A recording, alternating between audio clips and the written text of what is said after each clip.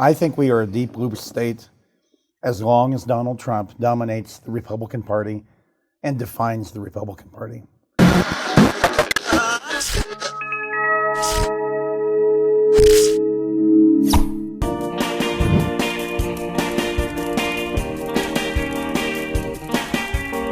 Welcome to your weekend. I'm Mike Krause, editor-in-chief of CompleteColorado.com. I'm filling in for your usual host, John Caldera, who is headlining a Hair Club for Men's event at the airport Ramada this weekend.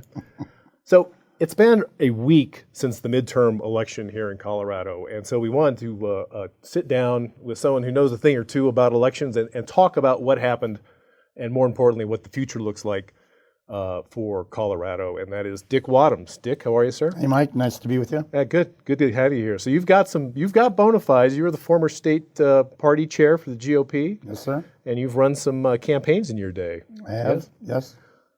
All right. So I think the kindest word to use for what happened last Tuesday is that Republicans took a shellacking here in Colorado. But here's the interesting part. Leading up to the race, that was not what the conventional wisdom said was going to happen. The conventional wisdom said, hey, look, it looks like Republicans are well positioned to at least gain back a little bit of lost ground because the state is a one-party state.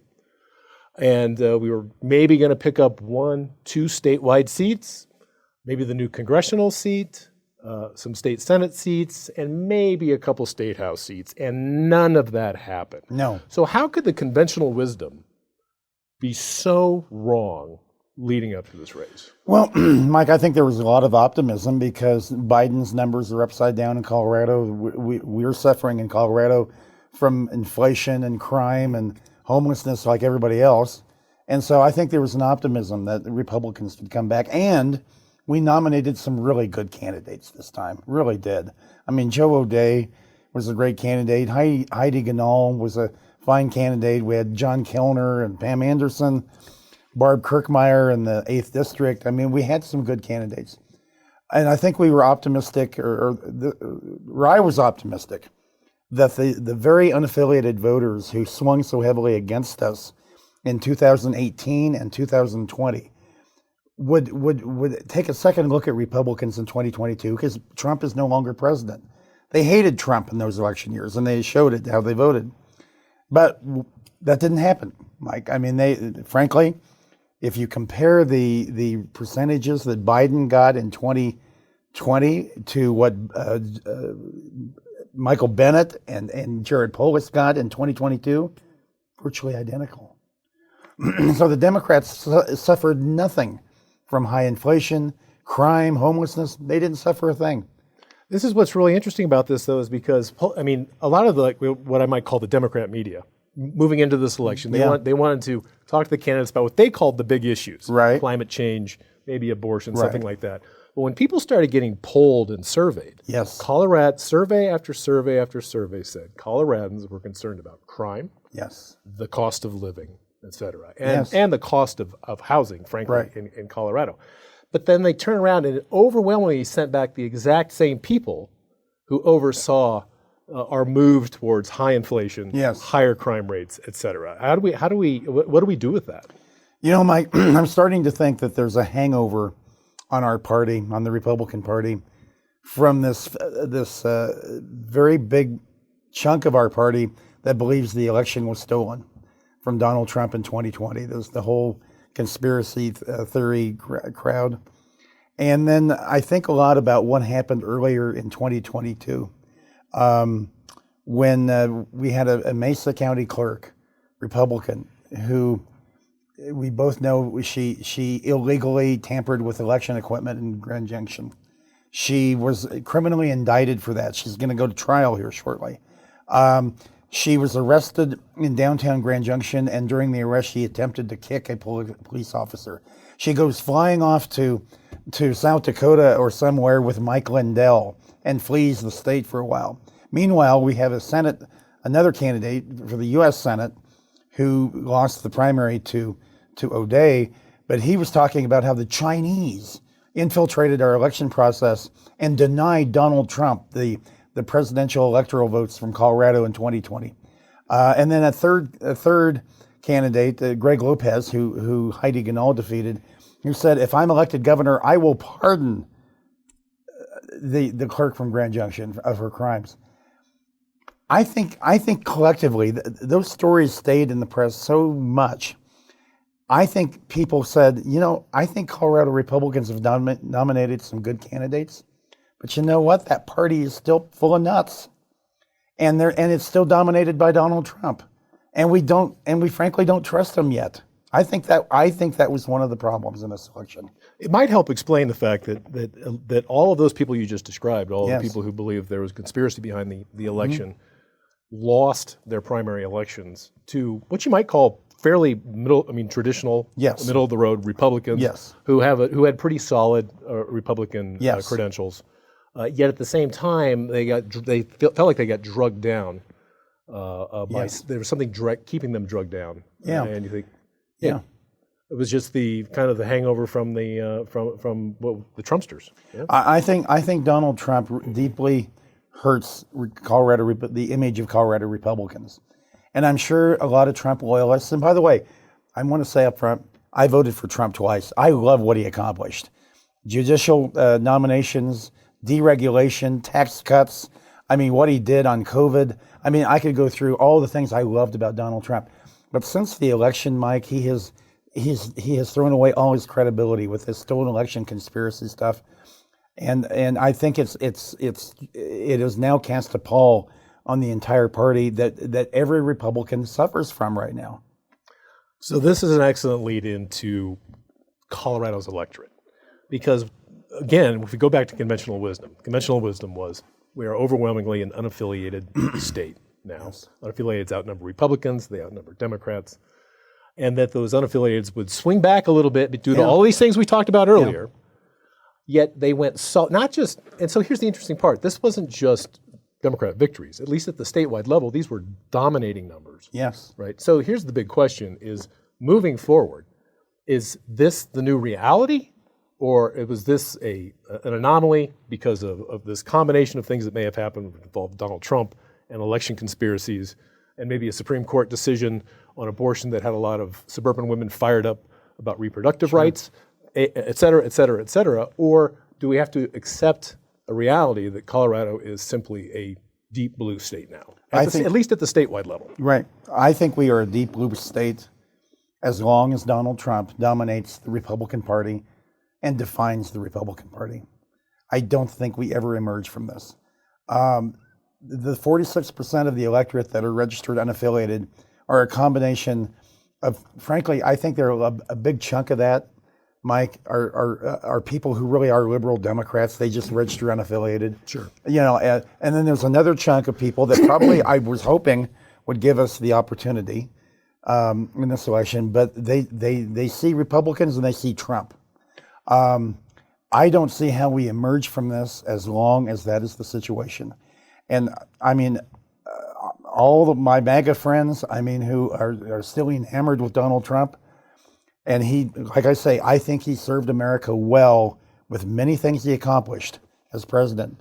But he is destroying this party right now by his behavior and by his ridiculous notions that the election was stolen from him. And I don't think we climbed out from under this.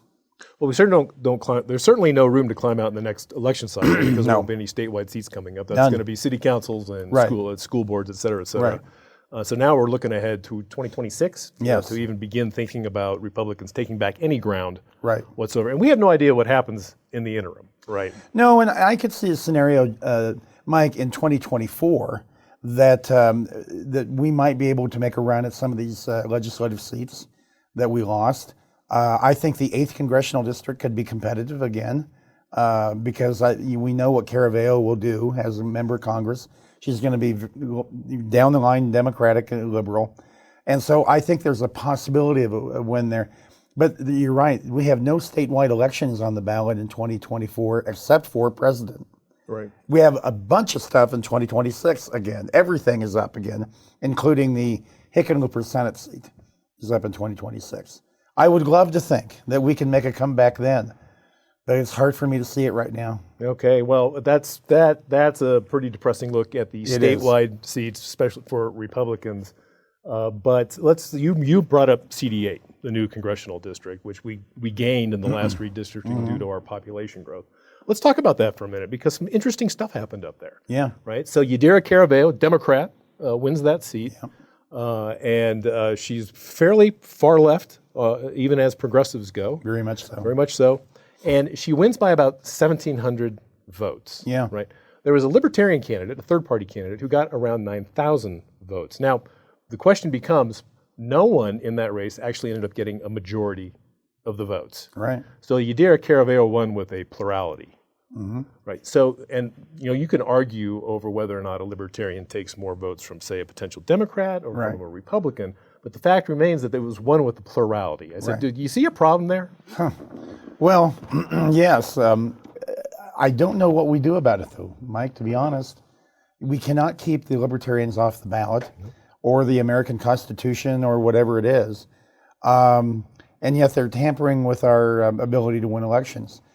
The only possibility is to impose what Georgia has, which is a runoff system where the top two vote getters have a runoff. Well, we do that in Denver. We right? do. For the Denver mayor, you're right. Denver it's worked very well in Denver over the years. Eventually, somebody has to get a majority. Right. Eventually, somebody has to win that race. And of course, they're having a runoff in Georgia on December 6th. So I don't know if the Democrats right now. Democrats probably would have no incentive to do that because they're doing pretty well right now. No, there would be no legislative incentive to do that. It seems to me like the only way you could implement. And by the way, it wasn't just the congressional race. There was a race that, and these always fly under the radar. There was a state board of education. Right. There were state board of education seats, and people don't understand the importance of this state board, right? Because this is where curriculum decisions are being made. Yes. Right. So this is where, I mean, if a charter school gets denied by a school district, they can appeal up to the State Board of Education. You can still get your charter, and they might kick that back down, and that school might be forced to do that. In fact, that has happened several times.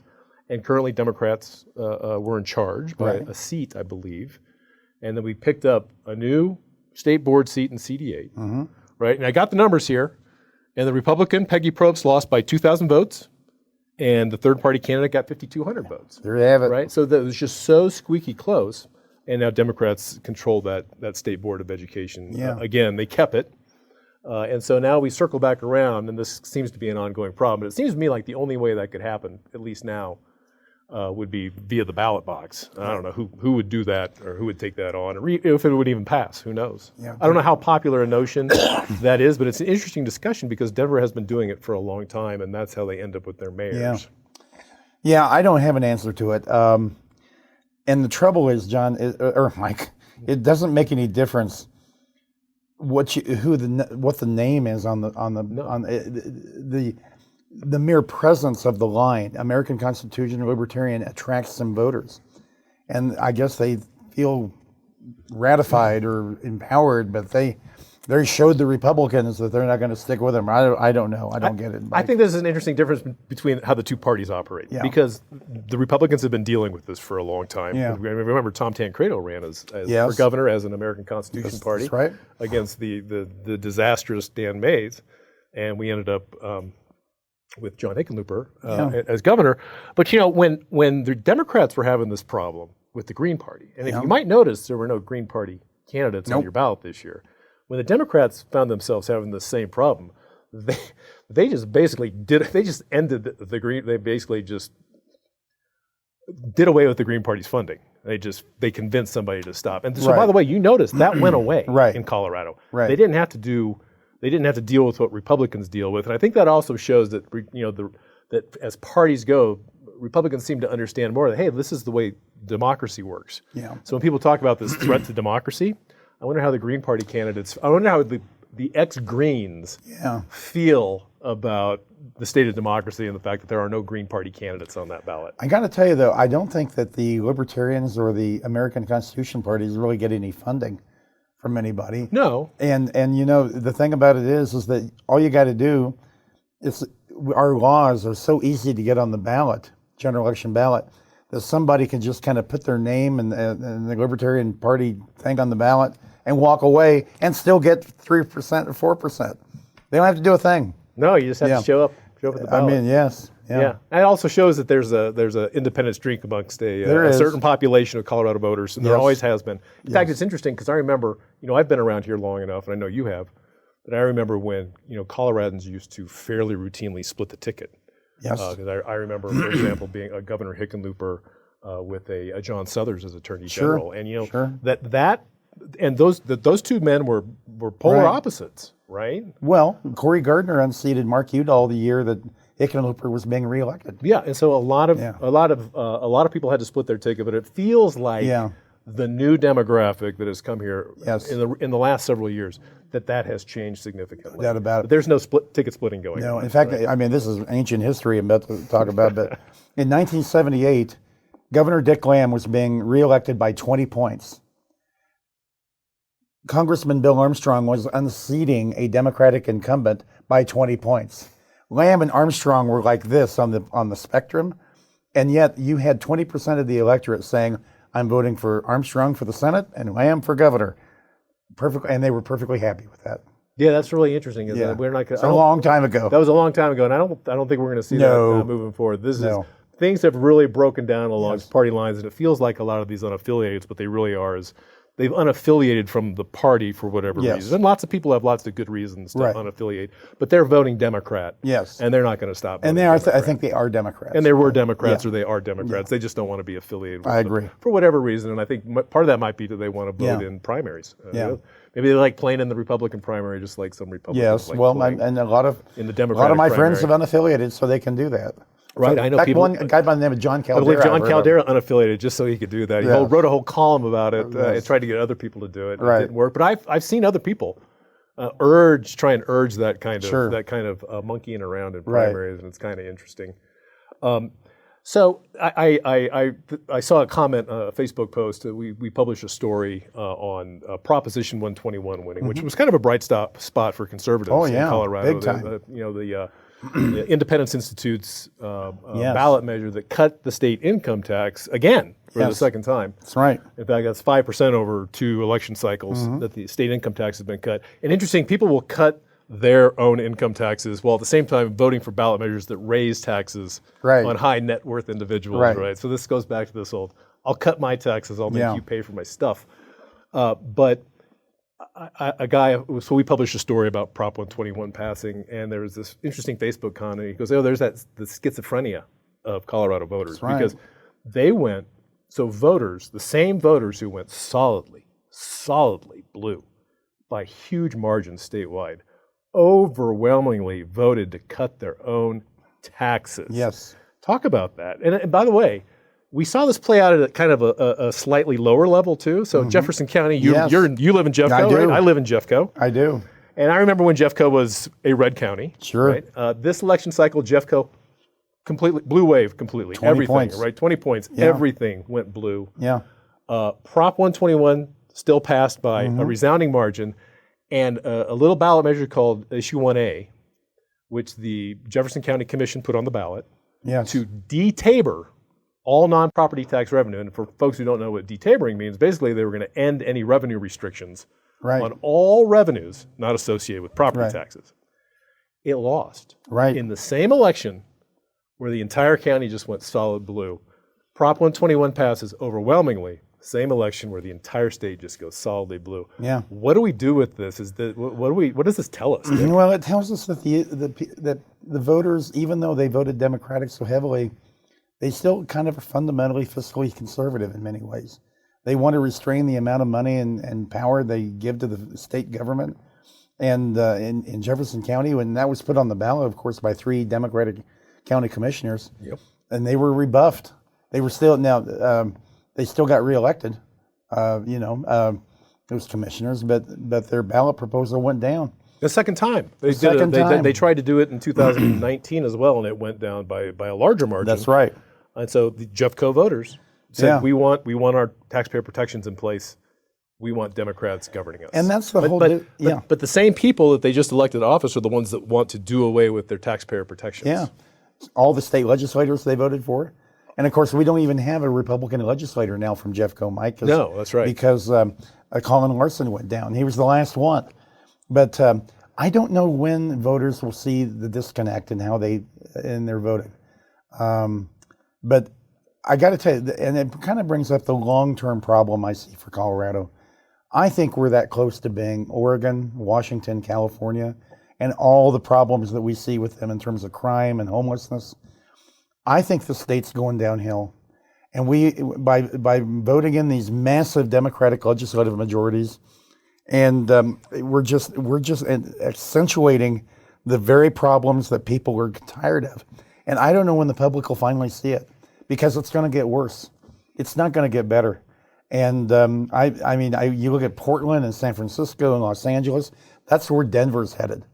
I mean, every time I drive down, I don't come downtown very often. In fact, about the only time I do is to come here to the Independence Institute. And it just amazes me what I see every time I come down here. It is amazing sometimes, isn't it? Yes. In fact, we live with it on a day-to-day basis. I know you do. You know, that and just to wake up every morning and see the crimes that are committed the day before and to read about them every day.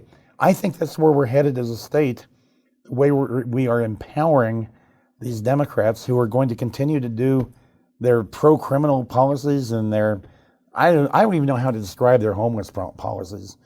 They're terribly ineffective, whatever they are. Well, they seem to be non-existent. Yeah, honestly. Although we do spend a lot of money on homelessness. Oh boy, don't we? Don't know who gets it, but well, there seems to be a complex, yes, homeless industrial complex. There is. So there is one thing that we talk about this, and that is that the one thing that, I mean, there's this interesting kind of messaging that was in a lot of the media in the run-up, what I call the Democrat media anyway, in the run-up. And they were carrying a lot of the Democrats' messaging for them because they were talking about election deniers, right? And they were talking about democracy on the ballot, threats to democracy on the ballot, right? Yeah. Even though you couldn't really identify how exactly actual democracy was being threatened. And I thought to myself, it's interesting that those same people who are doing that don't look at one-party dominance as a threat to democracy. Exactly. Or a governor who essentially gets to rule by fiat through commissions and committees. Right. And there has been a lot of policy initiatives done in Colorado that have bypassed the state legislature. Yes. And that doesn't get talked about. No. Talk about that. And how much worse is this going to get moving forward? Well, I think it is going to get worse because these big majorities actually empower the far left of the Democratic Party. And Polis is, he's better than a lot of Democratic governors, but ultimately he acquiesces to most of this stuff. I mean, did he do anything on fentanyl when that bill first came across his desk? No, he signed the darn bill. Did he do anything to try to criminalize fentanyl totally? No, he let that little loophole get in. That it wasn't a loophole, it was a chasm for fentanyl. I mean, Polis, he's going to be governor 4 more years. The only difference now, Mike, is he is going to be bored in office like so many other governors are in their second term.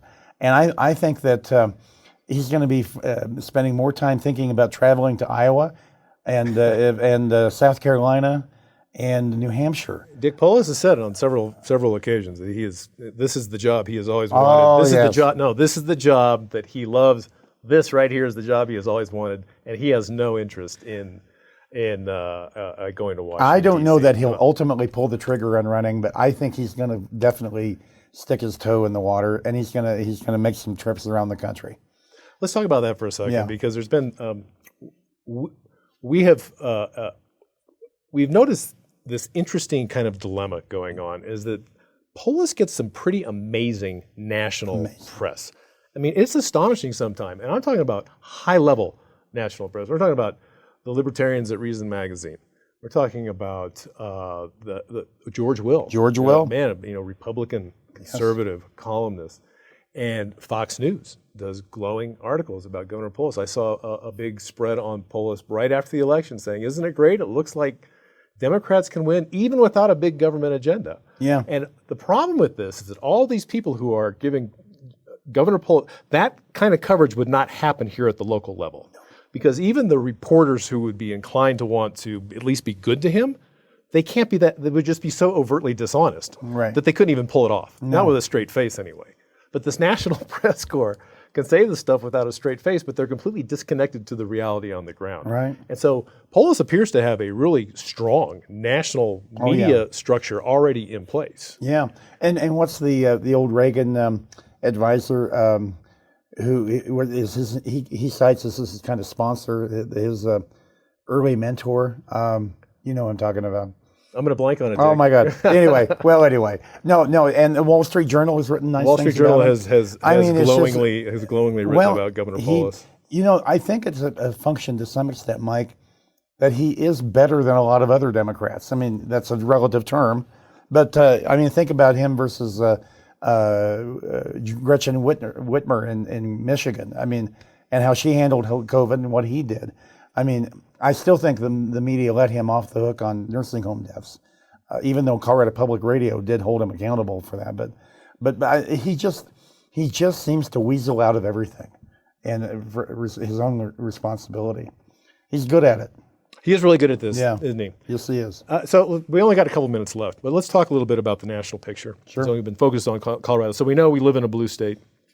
Interesting enough, as Colorado got bluer, like a place like Florida just got redder, which is really interesting. And I read a very interesting piece, and this was Wall Street Journal, and they were talking about an out-migration to places like Florida, turning Florida more red, but turning places those people are leaving more blue. So people are fleeing certain states, and what they leave behind is a stronger Democrat base.